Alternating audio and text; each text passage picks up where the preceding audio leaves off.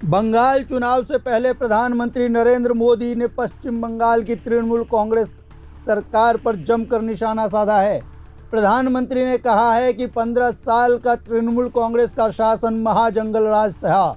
उन्होंने कहा कि बंगाल में हर कोई इस महाजंगल राज से मुक्ति चाहता है। प्रधानमंत्री ने आरोप लगाया कि तृणमूल कांग्रेस की सरकार राष्ट्रीय सुरक्षा से खिलवाड़ कर रही है। वह घुसपैठियों को बचाने की कोशिश कर रही है, क्योंकि यही घुसपैठिए उसके वोट बैंक हैं। पीएम मोदी ने तृणमूल सरकार को क्रूर सरकार करार देते हुए कहा कि बंगाल चुनाव में जनता उसे सबक जरूर सिखाएगी। इतना ही नहीं, प्रधानमंत्री ने कहा कि बंगाल के विकास के लिए राज्य को भाजपा के डबल इंजन वाली सरकार की जरूरत है।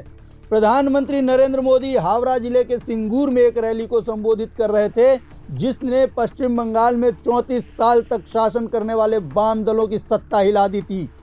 इसी सिंगूर की धरती से पीएम ने कहा कि बंगाल और देश के विकास के लिए वंदे मातरम को मंत्र बनाना होगा।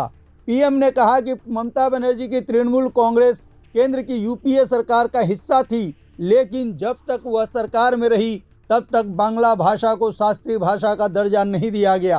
प्रधानमंत्री ने कहा कि केंद्र में जब बीजेपी की लीडरशिप में एनडीए की सरकार बनी, तब बांग्ला को शास्त्रीय भाषा यानी क्लासिकल लैंग्वेज का दर्जा मिला।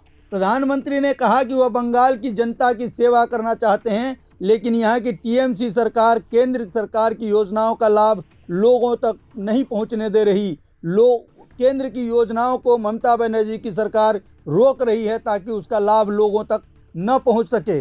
उन्होंने पूछा कि क्या बंगाल की जनता को नुकसान पहुंचाने वाली ऐसी तृणमूल कांग्रेस सरकार को दंडित नहीं किया जाना चाहिए। विधानसभा चुनाव 2026 से पहले सिंगूर में रैली को संबोधित करते हुए प्रधानमंत्री ने कहा कि बंगाल की शिक्षा व्यवस्था तृणमूल कांग्रेस के भ्रष्टाचार की गिरफ्त में है। छात्र गुणवत्तापूर्ण शिक्षा से वंचित हैं। प्रधानमंत्री ने यह भी कहा कि भ्रष्टाचार की वजह से शिक्षकों की नौकरी न जाए, इसके लिए जरूरी है कि आने वाले चुनाव में आप भाजपा के पक्ष में वोट करें। इससे पहले प्रधानमंत्री नरेंद्र मोदी ने 830 करोड़ रुपए से अधिक की विकास परियोजनाओं का लोकार्पण किया। कोलकाता को भारत के अन्य हिस्सों से जोड़ने वाली 3 अमृत भारत एक्सप्रेस ट्रेनों को हरी झंडी दिखाकर रवाना किया। प्रधानमंत्री ने कहा कि केंद्र सरकार पूर्वी भारत के विकास के लक्ष्य को प्राप्त करने के लिए काम कर रही है।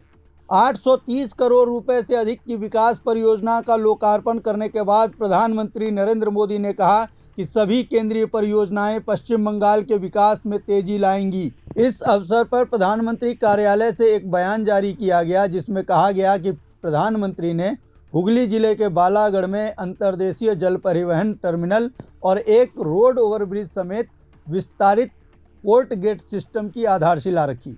लगभग 900 एकड़ भूमि में फैला बालागढ़ एक आधुनिक माल ढुलाई टर्मिनल के रूप में विकसित किया जा रहा है। इसकी अनुमानित क्षमता लगभग 2.7 मिलियन टन प्रतिवर्ष है। बालागढ़ परियोजना का उद्देश्य भीड़ भाड़ वाले गलियारों से जहाज़ों की आवाजाही का मार्ग परिवर्तित कर माल निकासी की क्षमता में सुधार करना है। प्रधानमंत्री ने कोलकाता को नई दिल्ली, वाराणसी और चेन्नई से जोड़ने वाली 3 अमृत भारत एक्सप्रेस ट्रेन को भी हरी झंडी दिखाकर रवाना किया। ये ट्रेन हावड़ा आनंद विहार टर्मिनल, सियालदह बनारस और संतरागाछी तांबरम मार्गों पर चलेंगी। प्रभातखबर.com, विश्वास वही, रफ्तार नहीं।